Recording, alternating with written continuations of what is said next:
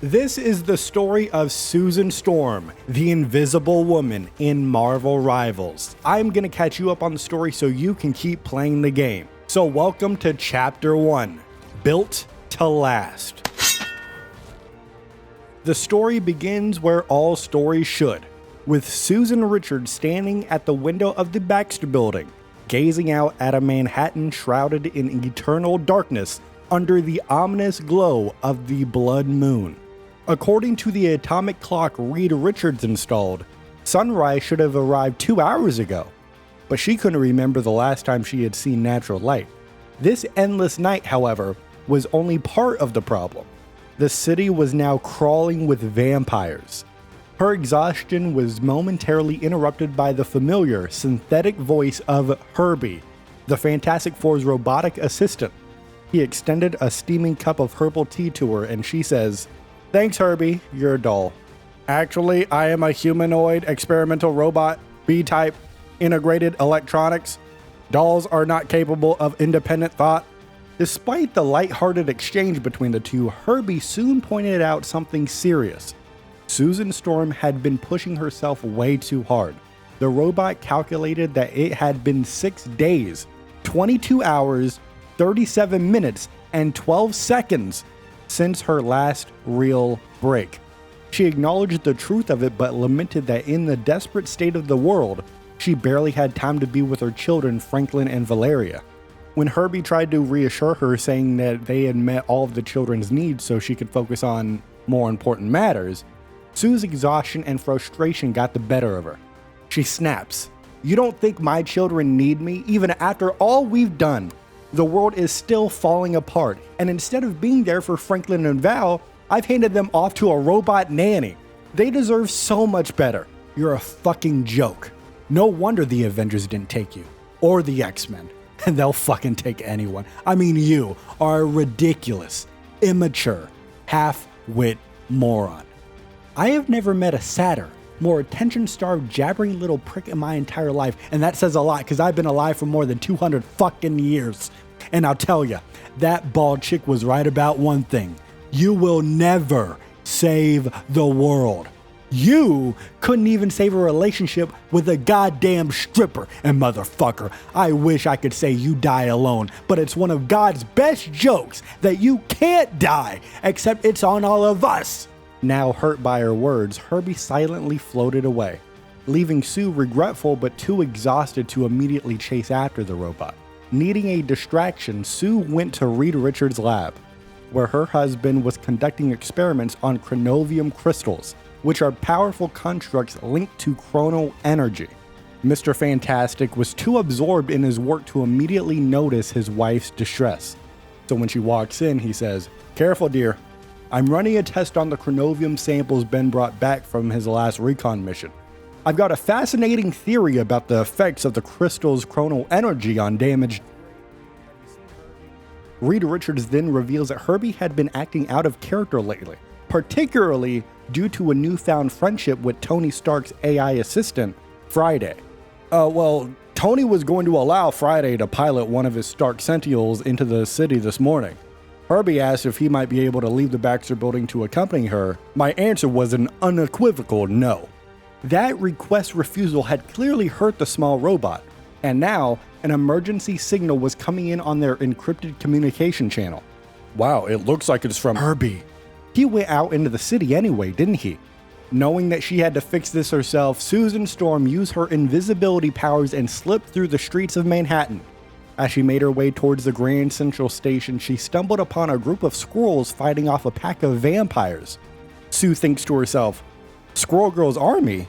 Susan then watches as the rodents gnaw and claw at their undead foes with surprising ferocity. On the chance that they weren't part of Doreen Green's personal militia, after seeing what they're doing, they certainly should be. Continuing forward, she suddenly heard a ghostly voice call out to her. "I know you're there, lady." Turning around, Susan saw a semi-transparent basset hound glowing with an eerie blue aura. "Down here." It was Bats, the ghost dog often seen alongside Dr. Stephen Strange. Bats then mentions that a large robot had crashed into Grand Central. Surely it was Friday's Stark Sentinel. And then Bats continues and says, "A big fancy hero like you might want to go and have a look." When Susan arrived, she saw a massive Stark Sentinel embedded into the wall, its mechanical body flickering with damage. Standing atop the ruined machine was H.E.R.B.I.E, trying to access F.R.I.D.A.Y systems. "There you are! I was so worried about you." "It is not me that you should be concerned about. It is F.R.I.D.A.Y. H.E.R.B.I.E had linked his fingers into the Sentinel's exposed circuitry, desperately trying to restore her before Tony simply replaced her with an outdated backup. But before Sue could respond, vampires began climbing the Sentinel, their glowing red eyes locked onto her. "I'm gonna take care of the vampires, H.E.R.B.I.E. You just focus on recovering your friend." Susan began to fight with force projectiles and containment fields, but soon noticed something strange. When one of her force constructs slammed a vampire into the Sentinel's damaged arm, the metal repaired itself instantly, as though time had been reversed. "Interesting. Dr. Richards believed Chronovian crystals are causing time fluctuations. This could be further proof." Before they could investigate this further, the tide of the battle shifted when spider bots suddenly rushed into the fight, firing laser blasts and detonating around the vampire's feet. "Hey, H.E.R.B.I.E, are these your friends too?" "They are now," and Susan begins to examine them a little bit more. These bots weren't Peter Parker's designs. They were built by a different Parker. Peni, I believe. With the battlefield secure, Susan turned back to H.E.R.B.I.E and says, "You weren't running away, were you? You came here to help F.R.I.D.A.Y, right?" "Affirmative. That is my primary concern, but it is only one of many." Realizing how much she had underestimated H.E.R.B.I.E, Susan Storm reaffirmed his importance. "You are not valuable because you are a tool, H.E.R.B.I.E. The reason we can't risk losing you is because you are part of the family." "Your words touch me, Mrs. Richards, deep in my central processing core." With that, the Invisible Woman wrapped them both in invisibility and prepared to return home, with a newfound understanding of H.E.R.B.I.E.'s worth and a promise to discuss upgrades. "Though I suppose a few lasers could come in handy now and then." And that, my rivals, is the end of Chapter 1. And I like this story a lot. Let me know what you think of the story down in the comments. But for me personally, I like the story. I like the world building. I like the connection to the Tony Stark AI and such. I also like how it seems like Johnny Storm, the Thing, and everybody are handling Dracula almost head on, directly.